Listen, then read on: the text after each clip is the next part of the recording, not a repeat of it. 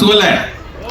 ഒരുപാട് സന്തോഷമുണ്ട്. തൃശ്ശൂർ എപ്പോഴും വരുമ്പോഴും നമുക്ക് വളരെ സന്തോഷമുള്ള കാര്യമാണ്. കാരണം അത്രയ്ക്ക് സ്നേഹമുള്ളവരാണ് തൃശ്ശൂർക്കാർ. അപ്പം ഞാനത് നിങ്ങളെ പുകഴ്ത്താൻ വേണ്ടി പറയുന്നതല്ല.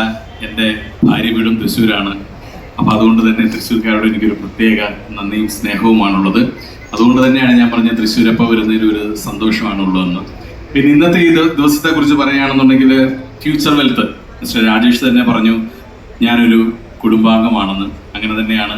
കുറച്ച് നാളുകൾക്ക് മുമ്പ് പാലക്കാട് ബ്രാഞ്ച് ഞാനാണ് ഉദ്ഘാടനം ചെയ്തത്. രാജേഷേ പാലക്കാട് ബ്രാഞ്ച് നന്നായിട്ട് പോകുന്നുണ്ടല്ലോ അല്ലേ? സമാധാനമായി. ഇത്രയും നേരവും ആ ടെൻഷന് ഞാൻ ഇരിക്കുക. എന്നാലും ഞാൻ ഉദ്ഘാടനം ചെയ്തോണ്ടിരുന്നോളൂ. Thank you. കാര്യം നമ്മൾ ഈ ഉദ്ഘാടനം എന്നൊക്കെ പറയുമ്പോൾ സത്യം പറഞ്ഞ ടെൻഷനാണ്. നമ്മൾ ചെയ്തിട്ട് എന്തെങ്കിലുമൊക്കെ പറ്റിപ്പോയി കഴിഞ്ഞാൽ നമ്മൾ പിന്നീട് അതുവഴി പോകുമ്പോൾ നമ്മളിങ്ങനെ നോക്കും ആ സ്ഥാപനം അവിടെ ഉണ്ടോ, ഏതെങ്കിലും അവിടെ ഉണ്ടോ. ഉണ്ടെന്ന് അറിഞ്ഞാൽ നമുക്കൊരു സമാധാനമാണ്. അതുകൊണ്ട് തന്നെ മിക്കപ്പോഴും പോവാറില്ല. പിന്നെ നമുക്ക് തരുന്ന ധൈര്യം എന്ന് പറഞ്ഞാൽ നമ്മളെ വിളിക്കുന്ന ചിലരാണ്. അവരെ കാണുമ്പോൾ അവരുടെ ഒരു കോൺഫിഡൻസ് കാണുമ്പോൾ നമുക്കറിയാം ഇയാൾ പുലിയാണ് കേട്ടോ, ഇയാൾ എന്തെങ്കിലുമൊക്കെ ചെയ്തു കൂട്ടുമെന്ന്. അങ്ങനെ ഞാൻ കണ്ടപ്പോൾ എല്ലാ 100 മനസ്സോടെ സംബന്ധിച്ച ഒരാളാണ് രാജേഷ്. കാര്യം രാജേഷ് എന്നോട് ഫോണിൽ വിളിച്ചിട്ട് ആദ്യം പറഞ്ഞത് അദ്ദേഹത്തിന് ഈ കമ്പനിയെ കുറിച്ചാണ്.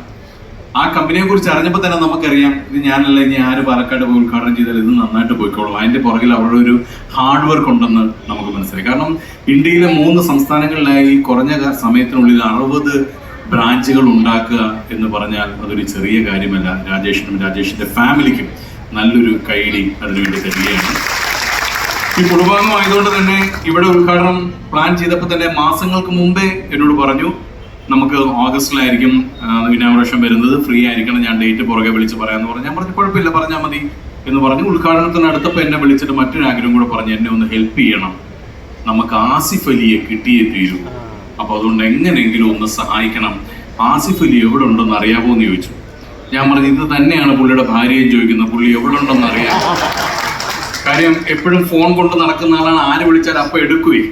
അപ്പോൾ അതുകൊണ്ട് നമുക്ക് പെട്ടെന്ന് കോൺടാക്ട് ചെയ്യാൻ പറ്റും. അതുകൊണ്ടാണ് നമുക്ക് മനസ്സിലായില്ല. ഞാൻ പറഞ്ഞു എൻ്റെ പൊന്നു രാജേഷ്, നിങ്ങൾ വേറെ എന്ത് വേണമെങ്കിലും പറഞ്ഞു, മമ്മൂക്കയെ വേണോ, ലാലേട്ടനെ വേണോ, നമുക്ക് എവിടെന്തെങ്കിലും കണ്ടുപിടിക്കും, പക്ഷെ ആസിഫിനെ അങ്ങനെ കിട്ടില്ല എന്ന് പറഞ്ഞപ്പോഴാണ് അവിടെ പ്രത്യക്ഷപ്പെടുന്നത് നമ്മുടെ പ്രൊഡക്ഷനും നമ്മുടെ പ്രൊഡ്യൂസറും മലയാള സിനിമയിലെ നമ്പർ 1 പ്രൊഡക്ഷൻ കൺട്രോളറൊക്കെ മിസ്റ്റർ ബാദുഷ വന്നു കഴിഞ്ഞപ്പോൾ തന്നെ നമുക്കറിയാം ആസിഫ് ഇന്നാവും എന്നുള്ളത്.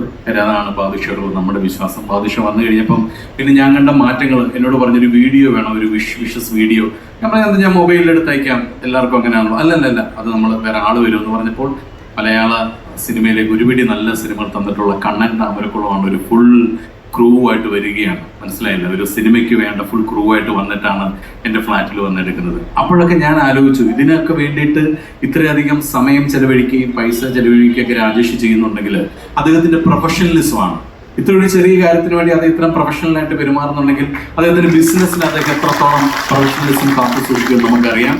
ഈ ഒരു പ്രൊഫഷണലിസം എന്നും ഉണ്ടാവട്ടെ.